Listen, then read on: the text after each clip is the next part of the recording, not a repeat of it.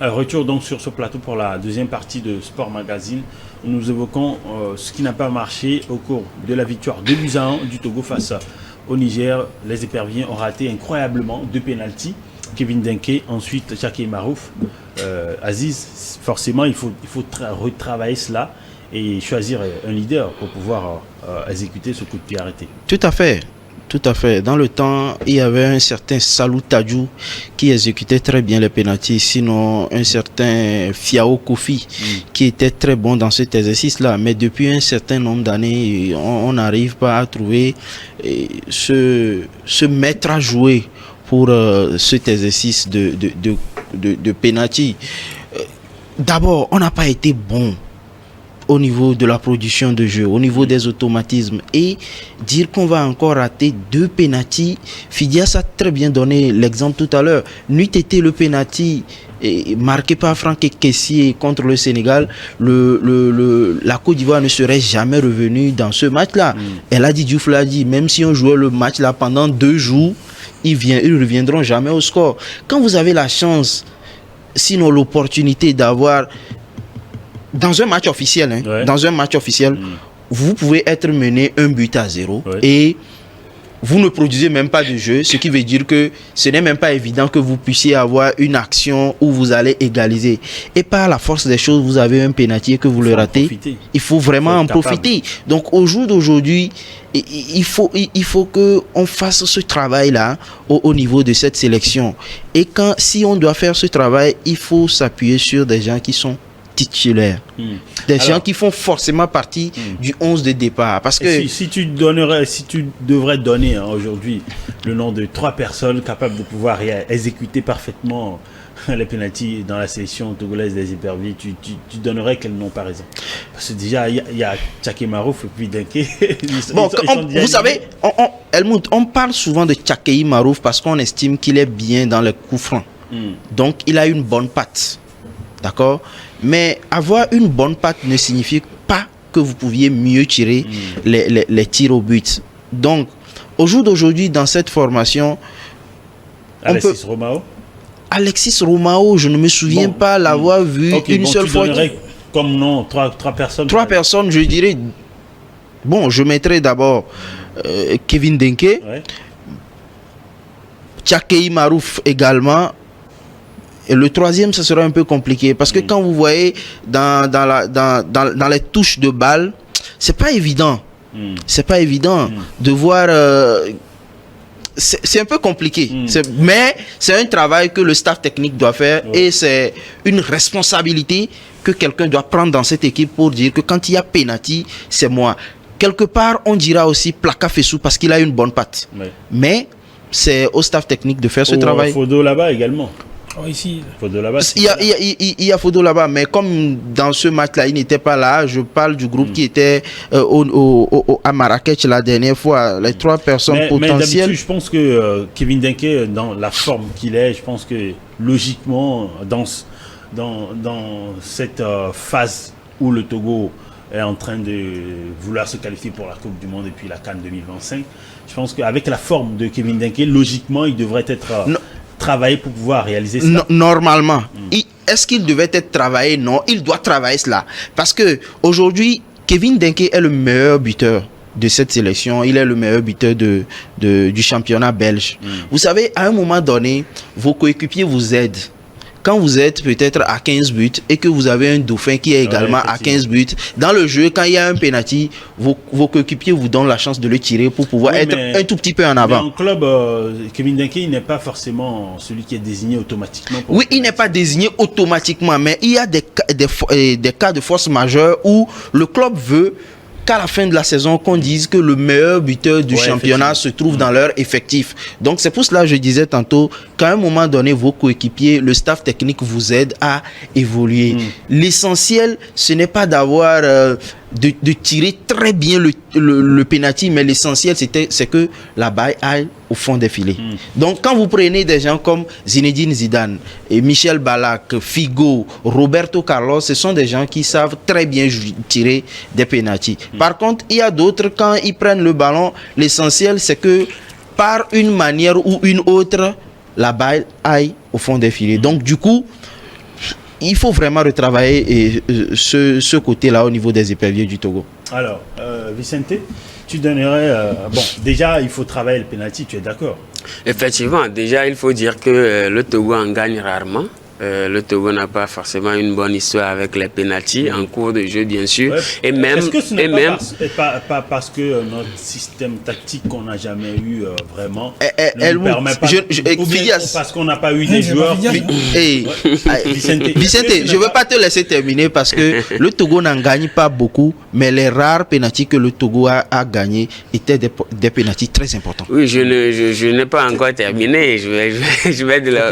En fait, je dis que le Togo n'a pas eu une réelle histoire avec les pénaltys. Ouais. Si aujourd'hui on en manque, ça peut également être lié à cela parce que culturellement, il faut quand même s'habituer à quelque chose pour avoir cette aisance technique-là de le faire.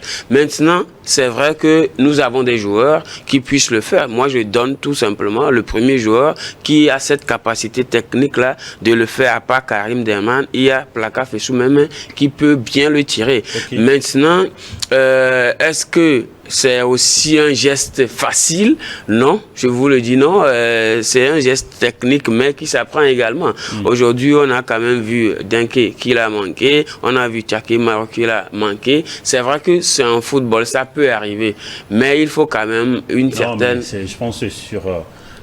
2 occasions ratées. Oui, ça arrive. Ça arrive, mais non, une équipe qui voudrait, mettre toutes les chances. Il ne faut pas oublier qu'on est en football. Oui. On est en football. Ouais, mais tout peut arriver. Oui. Maintenant, je te réitère que c'est un geste technique qu'il faut apprendre à faire d'habitude. Maintenant, on connaît des joueurs qui, même des Cristiano et des Lionel Messi, en manquent. Ça peut arriver. Maintenant, 2 dans un seul match, c'est ce qui fait quand même choquer. Et pour revenir à ce que le travail qui doit être fait, moi je pense qu'il va falloir faire un travail continuel avec tous les joueurs. Tous les joueurs doivent vraiment passer à cet exercice pendant les entraînements, pendant le match, puisque nous rentrons dans une phase d'élimination, d'éliminatoire qui quand même sera très déterminante pour le Togo. On va se qualifier pour le Maroc en 2025. Et puis Dias l'avait dit, ça fait quand même 3 CAN. Oui, on va essayer de le faire. Ça fait quand même 3 CAN qu'on ne s'est pas qualifié. Mais c'est étonnant, c'est désagréablement étonnant pour un pays qui a déjà participé à une Coupe du Monde. Maintenant, moi je dis, Plaka Fessou, il est bien pour le faire. Karim Derman doit également s'essayer à cet exercice parce que je trouve... Il est un titulaire indiscutable. Effectivement, je trouve aujourd'hui qu'il est quand même l'un des rares joueurs les plus complets de l'histoire de notre sélection. Donc il va falloir également se mettre à cet exercice et bien le maîtriser. Maintenant, souvent, dans ces genres d'équipes, il y a le leader qui aussi peut tenir vraiment la baraque si il arrive que les joueurs aient peur ou bien démissionnent à cet exercice. Il va falloir que Tinda Konam, le capitaine, le réel leader de cette sélection, c'est vrai qu'il ne possède pas forcément peut-être les qualités, mais il doit aussi adonner. Et je pense qu'avec ça, on peut Alors, Fidias, je te voyais demander la parole. Oui, bon, vous savez, moi, ce que je voudrais ajouter rapidement, c'est que les gestes de pénalty, je pense que c'est des trucs qu'il faut travailler en entraînement, comme l'a dit Vicente. Vous savez, quand les joueurs arrivent, il faut travailler les pénaltys. Et en fonction du travail, on choisit le numéro 1, le deuxième et le troisième. Pourquoi? Nous n'avons pas beaucoup de données sur nos joueurs. Il faut qu'on se dise les vérités. Nos joueurs qui évoluent dans des championnats pas très médiatiques, où nous ne suivons pas 90 minutes de leur match. Nous ne savons combien pas de pénaltys s'ils tirent bien réellement les pénaltys. Il faut savoir une chose aussi, c'est que les pénaltys, il y a ceux qui sont capables de tirer les pénaltys sous pression et il y a ceux qui sont capables de tirer les pénaltys lorsqu'il n'y a pas de pression. Merci. Vous imaginez, vous prenez un pénalty décisif à la 90e minute pour qualifier votre pays pour une Coupe d'Afrique des Nations. C'est un contexte complètement différent que de tirer peut-être un pénalty au bout de 1 minute de jeu dans un match amical. Et même lors des tirs au but. Donc c'est l'aspect qu'il va falloir travailler. Moi j'ai souvent vu dans des grandes équipes, il y a des joueurs qui sont des joueurs attitrés pour jouer les pénaltys. Mais quand ça chauffe, quand ça arrive à un penalty décisif, on change de tireur. Des fois, pourquoi? Parce qu'on se dit, ce joueur-là et le gardien jouent dans le même club. Il ne faut pas qu'ils partent jouer le penalty parce que le gardien le maîtrise. Ce que n'a pas su faire l'Angleterre, parce que Harry Kane face à Hugo Lloris, pour le moment, il a mis, mais deuxièmement, Hugo Lloris a attendu au milieu. Harry Kane n'a pas eu le choix, il a mis au-dessus. Donc, c'est un peu ça. Il faut travailler ça. Et je pense que ce sont ces genres de perfection que nous devons cultiver et atteindre pour pouvoir avoir vraiment une équipe qui, même quand elle n'est pas en bonne forme, puisse quand même sauver la situation avec ces genres de contexte. Helmut, je reviens par rapport au penalty. Il faut aussi la responsabilité des joueurs. En sélection, on n'a pas assez de temps. Vous passez plus de temps quand vous préparez pour une compétition continentale comme la CAN. Ouais. D'accord, vous avez plus de temps. Mais sur les éliminatoires, les journées FIFA, vous êtes à un regroupement de peut-être 3-4 jours et vous jouez le match et puis tout le monde s'en va. Donc du coup, ce que je voulais dire, c'est quoi? Est-ce que ça là, c'est les joueurs même qui doivent le travailler de façon individuellement dans leur club? Vous voyez, maintenant, quand vous vous sentez capable à un moment donné, quand vous sentez que vous êtes en confiance pour pouvoir le jouer, vous êtes en droit de dire à votre sélectionneur, sinon à votre entraîneur, que maintenant je suis bien, je peux le tirer. Mais il ne faut pas oublier l'aspect que Fidias a évoqué tout à l'heure, la pression. Vous voyez, la pression qu'il y a, par exemple, pour tirer le penalty à la 89e minute pour Kessié face à un certain Bernard Mendy. Edouard Mendy avec plutôt. Lequel il partage le même club. Ce n'est pas la même pression que peut-être Kevin Denke à la dernière fois en tirant contre le gardien le Nigérien. Donc du coup, ça là, il faut que ça soit travaillé au niveau individuel. Vous voyez, c'est vrai. Des fois, vous aviez cette capacité de le faire, mais comme vous ne travaillez pas régulièrement, vous ne savez même pas que vous pourriez réussir cet exercice-là. Alors, on va aborder le deuxième sujet. On va quitter ce match amical Togo-Niger et évoquer celui qui a eu lieu entre les champions en titre et puis le Bénin. La Côte d'Ivoire a été tenue en échec, 2 buts partout. Alors déjà, ils ont encaissé tôt avec Junior Olaitan. Junior Olaitan qui a fait un doublé d'ailleurs dans ce match. Après, il y a Mas Gradel et puis Oumar Diakité qui ont aussi marqué dans ce match. Alors, première sortie des champions d'Afrique en titre, Fidias, je te laisse décrypter ce premier match. Oui, vous savez, ce n'est jamais facile pour une équipe qui est championne d'Afrique en titre de revenir juste après son titre. Vous savez, quand vous gagnez une compétition aussi importante que la Coupe d'Afrique des Nations, chaque match devient une finale pour vous. Et c'est à Ernest Faye de dire à ces joueurs, et moi je suis très d'accord avec son discours quand il dit nous allons nous qualifier pour la Coupe du Monde, essayer d'aller en quart de finale de la Coupe du Monde. C'est mettre les objectifs en haut et dire aux joueurs que là on ne doit pas se reposer sur nos acquis. Et c'est ce qu'on a vu la dernière fois face au Bénin. La Côte d'Ivoire a certes mal débuté le match, mais les éléphants ont réussi à revenir au score grâce à Oumar Diakité qui est très en forme avec son équipe Reims du côté de la France, qui marque beaucoup de buts ces derniers temps. Le Wourou comme on a souvent l'habitude de l'appeler, l'homme qui enlève toujours ses maillots quand il bat. Maintenant, il ne l'enlève plus. Lui a dit. Tant mieux maintenant. Et si rapidement, il faut revenir à ce qu'on a vu sur le plan tactique dans ce match. Je peux dire qu'on a vu une équipe des Guépards du Bénin qui a essayé de faire beaucoup plus mal rapidement à l'équipe des éléphants. Vous avez vu dès la 6e minute ce but marqué par le sociétaire de 3, Junior Olaitan. Junior Olaitan qui cette saison n'est pas très en forme avec les Stades 3 parce qu'il a marqué un seul but cette saison. Et donc là, il vient de marquer plus de buts sur le match face à la Côte d'Ivoire que depuis le début de la saison. Et l'équipe nationale du Bénin, les Guépards, aujourd'hui, ils sont en train de se refaire une santé. Il y a tout récemment leur capitaine emblématique qui a pris sa retraite internationale, Stéphane Sessignon, qui a pris sa retraite internationale. Il y a quelques cadres qui sont toujours dans le vestiaire, en l'occurrence David Kiki, Cédric Ntonji, l'attaquant de Brest, je suis en train d'oublier son nom. l'attaquant de Brest, bon, ça va, il va me revenir. C'est lui qui a marqué le deuxième but contre le Togo. Oui, à Cotonou. À Cotonou, lorsque nous avons éliminé. Je suis en train d'oublier un peu son nom. Ce sont des cadres qui sont toujours présents. Jodel Dossou. Donc l'équipe est en train de se reformer avec aussi des nouvelles têtes. Des nouveaux joueurs à l'instar de Matteo Arlenvi également qui est là. Donc je pense que c'est en train de se mettre en marche. La machine de Gareth Roth essaie de se remettre en marche et je pense que le Bénin aussi va compter dans la balance dans les jours à venir. Tu parlais de Steve Mounier? Oui, Steve Mounier. Voilà. Ouais, Steve Mounier. Alors, comment tu vois ce premier match des éléphants de la Côte d'Ivoire, les champions en titre d'Afrique? Ils étaient dans la réaction. Hein. Premièrement, ils ont encaissé 8e minute, ils ont réagi. En deuxième période également, ils ont été pris de court également et ils ont réagi. Réaction 2 fois de suite pour revenir dans le match.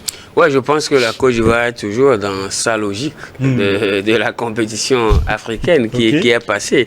Je pense que Fidias a dit quelque chose de très important. Quand vous gagnez une CAN ou d'ailleurs une compétition internationale, vous devenez automatiquement l'homme à abattre. Et je pense que la Côte d'Ivoire est dans cette posture. Avant, c'était le Sénégal. Le Sénégal était tout simplement la nation qu'il faut aller chercher. Et maintenant, c'est le tour de la Côte d'Ivoire. Et je pense que ils ont bien réagi dans ce match où le Bénin était tout simplement exceptionnel. Fidias a cité des joueurs qui étaient tout simplement extraordinaires sur le terrain. Il ne faut pas oublier que sur la dernière rencontre avec le Bénin, la Côte d'Ivoire avait beaucoup de difficultés aussi.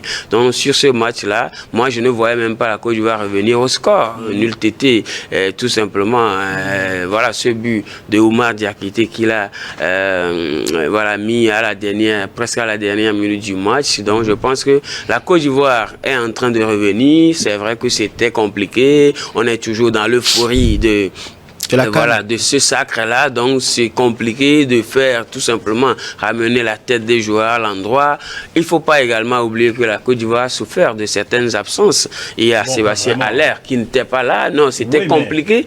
Quand Sébastien Haller n'est pas là, c'est compliqué pour MS Faye. Non, je dis, Helmut, quand Sébastien Haller n'est pas là, ce n'est pas forcément pour la Côte d'Ivoire, pour toute sélection qui va manquer un Sébastien Haller, ce serait très compliqué de le remplacer. Il ne faut pas oublier qu'Ibrahim Sangaré n'était pas aussi là. Il ne faut pas oublier que Serge Aurier n'était pas là. Donc c'était quand même compliqué de réunir tous ces joueurs-là autour d'une même raison. Beaucoup de top joueurs. Effectivement, je ne le dis pas pour minimiser la performance des Guépards, mais je trouve que... 36 ans de CAN remporté. Retraite, est-ce que ce n'est pas trop tôt pour lui? Non, ce n'est pas trop tôt. Moi, je pense que Gradel a été tout simplement exceptionnel avec sa petite carrière qu'il a fait au niveau de la sélection ivoirienne. C'est quand même un capitaine très exemplaire, modèle, courageux, qui a dû quand même passer 13 ans, on va dire, en sélection. Il a passé, mais avec 16 années, avec les générations qui sont passées, Drogba, Kader Keïta, et voilà, avec cette génération-là, il vient encore une fois remporter sa deuxième CAN. Je pense que voilà, c'est un exemple à suivre pour les jeunes joueurs qui sont en sélection. Alors, Fidias, tout simplement. Un mot sur Gradel. Gradel, je pense qu'il a été tout simplement poussé vers la sortie par les nouveaux joueurs qui arrivent, qui sont très talentueux. Il m'eût été le talent de Simon Adengra, de Nicolas Pépé et consorts. Je pense qu'il pourrait peut-être continuer parce qu'il... Non, mais en même temps, à 36 ans, je pense que... On a des joueurs qui jouent à 40 ans. Ça dépend de l'équipe nationale. Quand il n'y a pas de la concurrence... Il n'y en a pas trop, hein. Voilà, quand il n'y a pas de la concurrence et que le joueur est bon, dites-moi, aujourd'hui en équipe en Afrique, combien de pays peuvent se passer d'un joueur qui évolue dans le championnat turc? Il n'y a pas beaucoup. À part la Côte d'Ivoire où il y a beaucoup de joueurs. Effectivement, c'est ça, le contexte est particulier. Il a été poussé vers la sortie en raison de l'émergence des jeunes joueurs, des Simon Adengra et des Nicolas Pépé. Maintenant, en résumé sur sa carrière, je pense qu'il est l'une des plus belles histoires du football ivoirien parce qu'il a fait partie de la génération qui a raté en 2012 du côté de Libreville. Il a gagné en 2013 et en 2015. Donc, je pense que chapeau à lui. Belle carrière pour lui. Un mot sur Gradel. Très belle carrière pour Max-Alain Gradel et il faut reconnaître que sa première sélection c'était le 27 mars 2011 et c'était contre le Bénin. Sa dernière, une fois encore contre le Bénin. Donc très belle carrière pour ce monsieur. Et moi je suis d'accord avec Fidias qui dit qu'il y a un vivier de joueurs ivoiriens qui a poussé Max Gradel vers la sortie. Et qui le Paul Biya de la sélection ivoirienne. Vraiment, le Paul Biya. Alors, Un merci également. On salue Badra Ali qui a été appelé également en sélection, mais pour des raisons administratives n'a pas pu faire le déplacement pour le rassemblement. Merci Helmut. Je salue un coucou particulier au secrétaire général de la SEC Mimosa, M. Bagayoko. Ivoirien également. Merci en tout cas Abdulaziz d'être passé dans Sport Magazine. Merci. Merci Helmut, merci pour l'invitation, merci aux téléphiles de nous prêter leur attention. Vicente. Merci, c'est un plaisir. Plaisir surtout d'avoir eu votre attention, vous, nos chers téléspectateurs. Bonne suite de nos programmes sur New York Info.